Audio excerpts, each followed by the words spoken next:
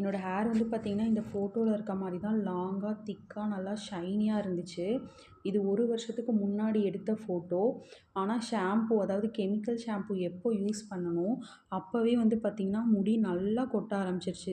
அது மட்டும் இல்லாமல் நான் நிறைய முருங்கைக்கீரை சூப் குடிப்பேன் அந்த ஹேர் இருக்கும்போது. ஸோ திரும்ப நம்ம வந்து ஆர்கானிக்காக மாறணும், ஷாம்பூஸ் எதுவும் யூஸ் பண்ணக்கூடாது.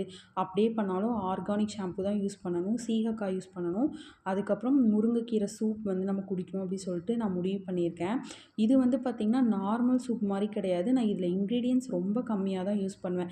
நார்மலாக என்ன பண்ணுவோம், அப்போதைக்கு அந்த முருங்கைக்கீரை எடுத்து அப்படியே தண்ணியில் அலசி நம்ம ஸ்டவ்வில் வச்சுருவோம். ஆனால் இது எப்படின்னு பார்த்திங்கன்னா நைட்டே வந்து பார்த்திங்கன்னா முருங்கைக்கீரையை எடுத்து நான் நல்லா அலசி தண்ணியில் ஊற போட்டுருவேன். ஸோ அது ஓவர் த நைட் அப்படியே ஊறினதுக்கப்புறம் காலையில் தூக்கி அப்படியே டேரெக்டாக ஸ்டவ்வில் வச்சுருவேன். நிறைய இன்க்ரீடியன்ட்ஸ் எதுவுமே சேர்க்க மாட்டேன்.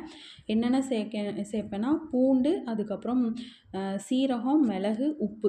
ஸோ இந்த 4 மட்டும்தான் சேர்க்கறது. ஸோ கச்சக்கச்சான்னு இந்த தக்காளி, கருவேப்பிலை அந்த மாதிரி எதுவுமே சேர்க்கறது கிடையாது.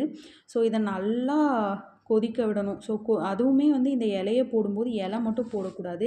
அந்த சின்ன சின்ன குச்சிகள்லாம் இருக்கும் இல்லையா, அதோடையே போட்டுக்கலாம். பூக்கள் இருந்தாலும் போட்டுக்கலாம். இது பார்த்திங்கன்னா நீங்கள் எம்டி ஸ்டொமக்லேயும் குடிக்கலாம். இல்லை ஈவினிங்கில் வந்துட்டு 4 இல்லை 5 வாக்கில் நமக்கு வந்து டீ வந்து ஒரு கிரேவிங் இருக்கும் இல்லையா, அந்த டைமும் குடிக்கலாம்.